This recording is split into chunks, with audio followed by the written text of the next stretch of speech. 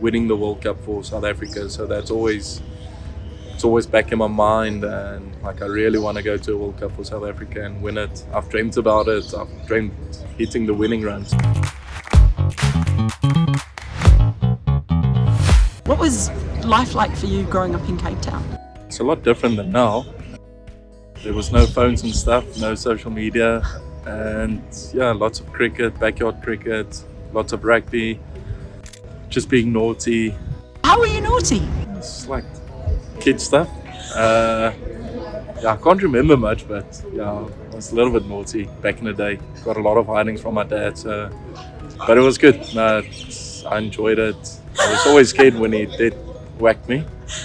Cricket was always a part of your childhood? Yeah, no, 100%. I remember I wrote a letter, well, not to myself. I had homework to do when I was 10 years old. And in the letter, the question was, what do you want to do when you grow up? I wrote the letter saying I want to play for Western Province, and then I want to play for South Africa, and I want to call Newlands my home. And then luckily, sitting here now, I can say Newlands is my home and play for Western Province, and I played for South Africa, and hopefully more to come.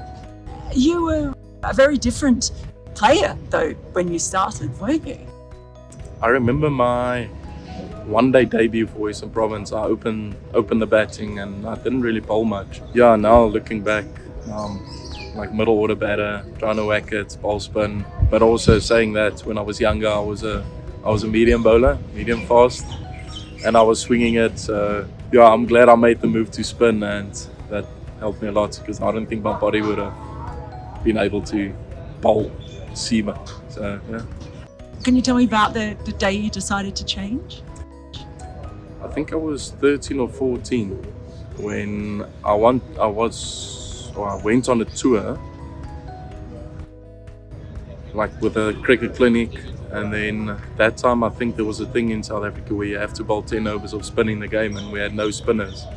And I told them, okay, let me try. I wanna do it. I went to the net, I bowled, and I bowled reasonably well, and I thought, okay, I'm gonna bowl spin. And then in the game I bowled spin, and I remember till this day now, I bowled 10 overs, 3 wickets for 15 runs. And then I never looked back after that. Can you tell me about this picture? That was actually my one-day debut for Cape Cobras. I remember the first over I bowled, I slipped about 2 times and I fell on my back. So yeah, I had to go change those spikes, and yeah, I remember that. I don't remember the game, but I remember that happened. How does a left arm orthodox bowler end up slipping over and falling on his back? I had no spikes on the back of my heels, and normally when I land on my heels first, and then that day I didn't have it on. So it was embarrassing. It was on TV as well. How old were you when you left home? I was actually 29, so I was late. But it's because I was hardly at home, like only in the summer I was at home, and then winters I always went to England, so it was pointless for me to get my own place. And then my parents moved out of Cape Town, and then it was like, okay, I need to get out of here now. So you're obviously very close to them. Yeah, no, always. They actually moved back closer to Cape Town now, so it's actually quite nice. I don't see them that much, but when I have time, we're always trying to make plans to go see them and just spend some family time together. Tell me about this day. That was my test debut.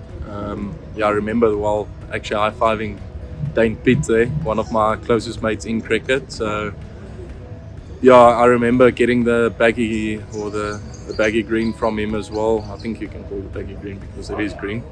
But yeah, I got it from him, and it was pretty special. It was a good day out. Got 4 for my test debut. Batted reasonably well that game as well. It was a tough game for us, but it was a test match I'll never forget, and probably a test match I didn't think I'll ever get, and I got to it, and yeah, it was pretty special to be able to play for my country. Do you still harbour those ambitions to keep doing so?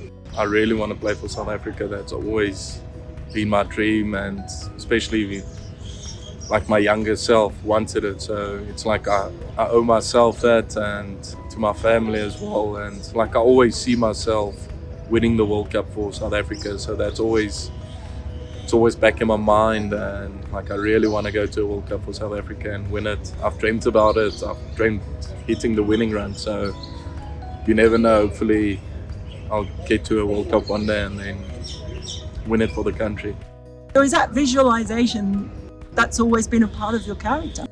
I remember when I was younger, even like Robin Peterson, our coach here at MI Cape Town, he always told me you need to visualize. And my younger self, as Afrikaans guy, I never knew what that word meant.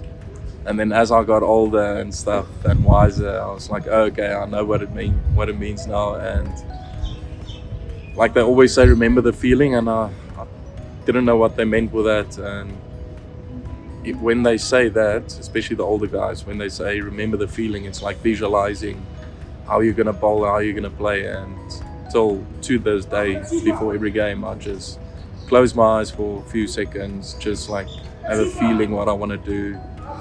I want to bowl, I want to bat. So yeah, that's normally my thing I like to do before a game. If you could go back and give that little boy who wrote that letter, if you could give him a piece of advice, what would it be?